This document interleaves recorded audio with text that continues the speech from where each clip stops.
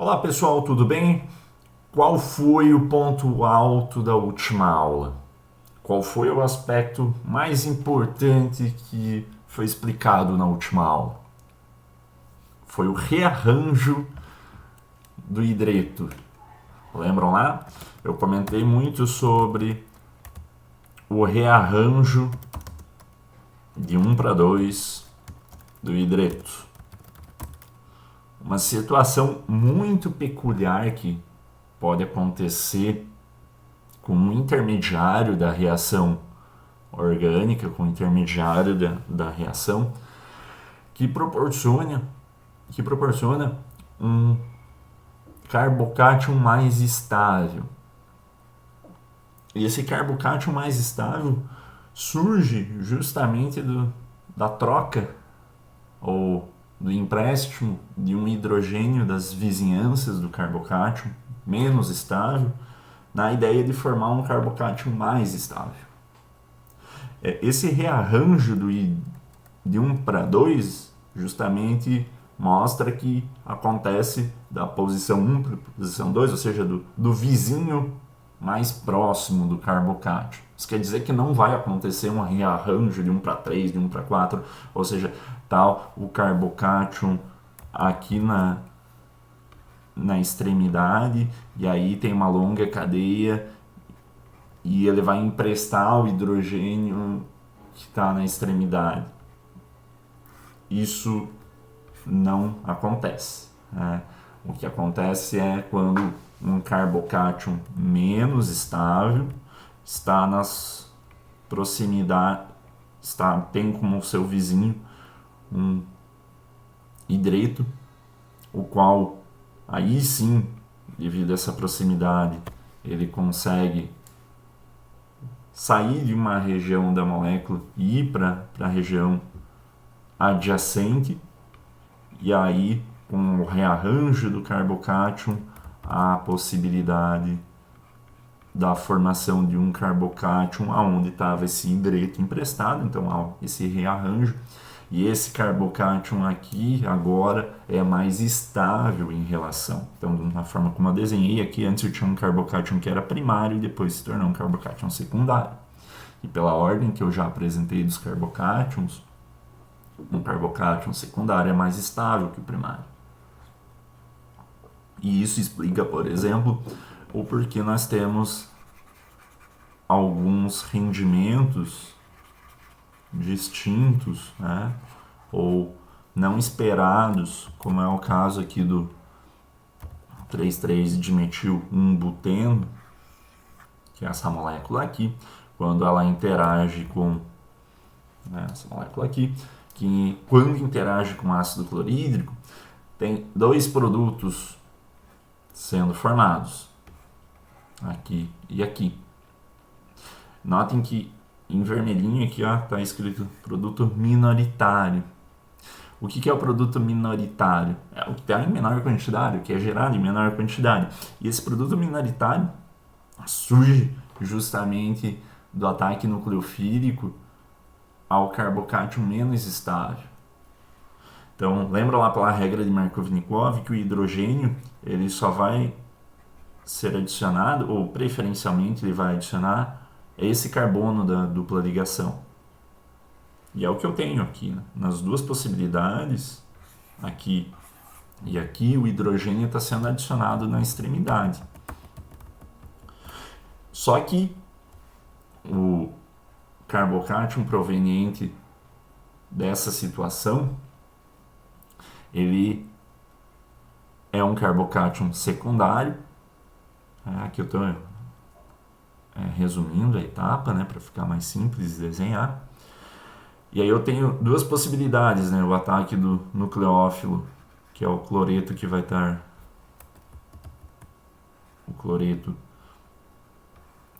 em solução, pode atacar essa região. E é o que eu tenho aqui, né? Só que essa é um produto minoritário da tua reação. Nota que o produto majoritário é uma estrutura da qual não existe ali um carbocátion, ou pelo menos não a priori, de um carbocátion menos estável, mas e sim de um carbocátion mais estável, de um carbocátion que era terciário, que não existia, né, a priori no teu sistema. Então, e notem que aqui não teve como haver aquele rearranjo do hidreto. É que uma outra possibilidade que eu não cheguei a comentar é que, como está acontecendo nessa reação, que nós vimos nas reações anteriores, era o rearranjo do hidreto, mas também pode haver o rearranjo de 1 para 2 da metila, ou seja, de um grupamento CH3 vizinho ao carbocátion. Olha para esse carbocátion aqui, né? Aqui embaixo. Opa, apaguei ele, não precisava. Aqui. Ele tem uma metila próximo. Tem, né? Tem muita metila ali próximo. É facinho ele conseguir uma metila. Então, tem uma metila aqui, uma metila aqui, uma metila aqui.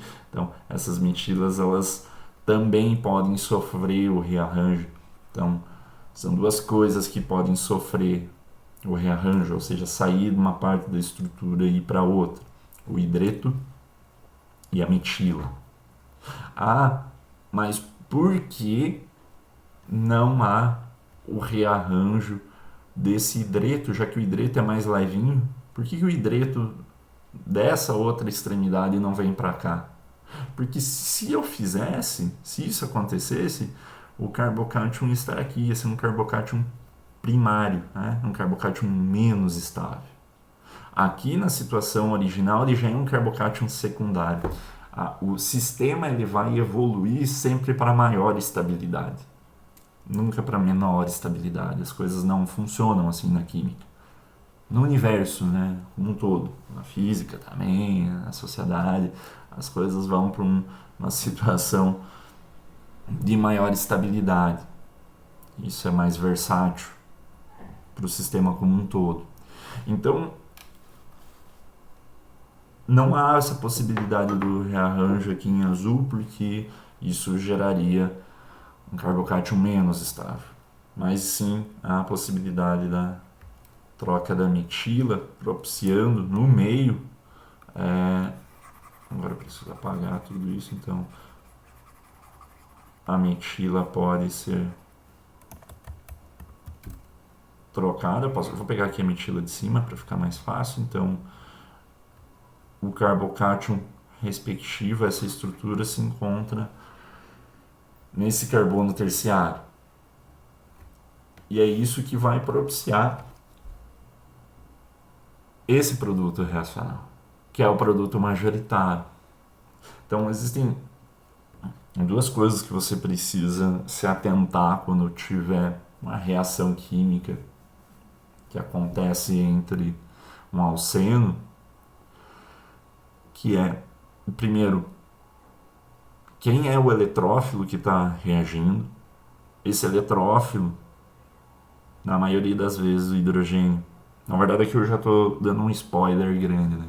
A regra de Markovnikov fala que o hidrogênio se adiciona ao carbono com... O eletrófilo se adiciona ao carbono com mais hidrogênios. De uma maneira geral, vai ser o eletrófilo se adicionando ao carbono menos substituído. É uma expansão da regra de Markovnikov, uma outra forma. Porque no meu meio eu sempre vou ter um eletrófilo que vai ser adicionado a essa dupla ligação. E aí, após essa adição do eletrófilo, eu tenho um intermediário, um carbocátion, o qual pode sofrer rearranjo ou de hidreto ou de metila, quando e somente quando esse rearranjo proporcionar um carbocátion mais estável, ou seja, um carbocátion mais substituído. Perfeito? É essa a ordem que as coisas acontecem.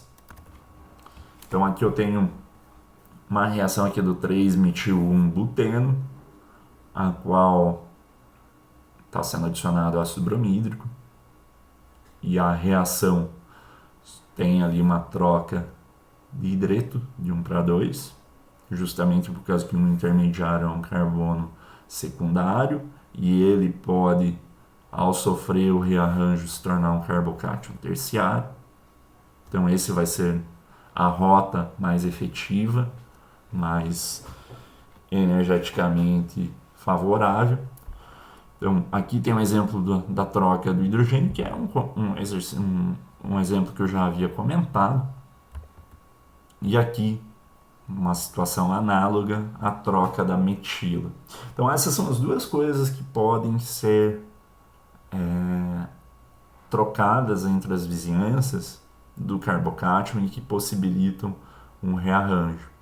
Por exemplo, se essa estrutura, ao invés de ter um CH3, tivesse todas essas metilas, se ela tivesse CH2, CH3 aqui, CH2, CH3, CH2, CH3, ficou horrível esse desenho, todas essas estruturas ligadas ao vizinho mais próximo do carbocátion não teriam como trocar a metila, porque não teria metila disponível, seria o mínimo aqui uma etila esses grupamentos, né? Então, esse grupamento já é tão volumoso que ele não pode ser trocado. Então, percebam que se a estrutura não tiver metila ou não tiver hidreto, ela não vai sofrer um rearranjo. Então, os exercícios que eu vou passar agora nada mais são do que exercícios que vocês vão ter que fazer na ideia de verificar essas possibilidades. Rearranjo do carbocátion, quando... aqui tem mais uma ideia que dá para perceber, ó. Trocando o reagente por um reagente de uma cadeia um pouquinho maior e com alceno lá na extremidade, a mesma reação ela te gera como ente intermediário esse carbocátion. E aí você sempre tem que fazer essa pergunta: será que acontecerá? Acho que é melhor se eu escrever. Vou aqui, né? Será que pode acontecer rearranjo? Então haverá rearranjo.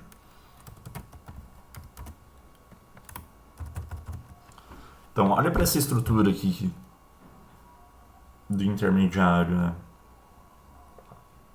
Essa estrutura ela pode se rearranjar? Ou, em luz do que eu acabei de falar, dos tópicos aí que eu acabei de comentar, será que ela vai sofrer o rearranjo? Notem que tipo de carbocátion que eu tenho aqui. Um carbocátion secundário, né? Notem que ele pode ter o rearranjo de um hidreto. Quem que é o hidreto? O vizinho mais próximo aqui, né, do hidreto. Olha, o hidreto do vizinho mais próximo pode ser rearranjado. Beleza. Pode, mas será que vai acontecer? Será que haverá? Porque energeticamente, o que aconteceria se houvesse esse rearranjo? O carbocátion ele viria para cá. Essa daqui é a rota que não acontece, né? Mas dá para você perceber que a estrutura do carbocátion rearranjado pela troca do hidreto. 1 para 2, hydrogen shift. Então, aqui há a troca do hidreto dessa região para essa. E aí o carbocátion está aqui. E por que ele não acontece? Por que isso não acontece? Por que é impossível dele acontecer? Porque anteriormente eu tinha um carbocátion que aqui era secundário. Dá uma olhada nesse carbocátio aqui, o que ele é? Ele continua sendo, ele está ligado a um carbono e a hidrogênio. Ele continua sendo um carbono, um carbocátion secundário. Ele não evoluiu na regra de estabilidade aí que eu acabei de comentar. Então, só haverá o rearranjo do carbocátion quando o vizinho mais próximo tiver ou um hidreto para rearranjar, ou uma metila para rearranjar, mas só vai acontecer isso se realmente for benéfico ou se realmente houver um aumento de estabilidade do carbocátio, ou seja, transformar um carbono secundário em um terciário. Só nessa situação é que pode acontecer um rearranjo do carbocátio. Por mais que tenha hidrogênio ali disponível na estrutura, ou também poderia acontecer com uma metila, só acontece quando realmente houver a possibilidade de ter um carbocátio mais estável. Então, os exercícios que tangem essa parte do conteúdo é simplesmente para você verificar que alceno que você tem, quem é o eletrófilo, após a adição do eletrófilo, que carbocátion que você tem e quais são as possibilidades de produto desse carbocátion, quando houver ou não um rearranjo. Porque saber onde vai o eletrófilo você já sabe, que é a regra de Markovnikov. E aí você só tem uma outra variável que é a possibilidade ou não do rearranjo do carbocátio. Então, isso pode acontecer quando tiver um hidreto ali disponível ou uma metila e quando gerar um aumento de estabilidade. Caso não seja satisfeita essa segunda condição, a primeira nem acontece. Perfeito? Então, eu vou colocar uns exercícios para vocês logo mais. Tem aqui nos slides, mas justamente para verificar qual é o carbocátion mais estável, qual seria o produto mais estável dessa reação. Mas eu quero fazer uma pausa no vídeo com um conteúdo agora para vocês testarem. Aliás, vocês podem fazer aqui mesmo. Aqui, ó. A pergunta que está sendo feita é: qual dos seguintes carbocátions você espera que seja rearranjado? Então, eu vou fechar aqui minha tela só para não atrapalhar.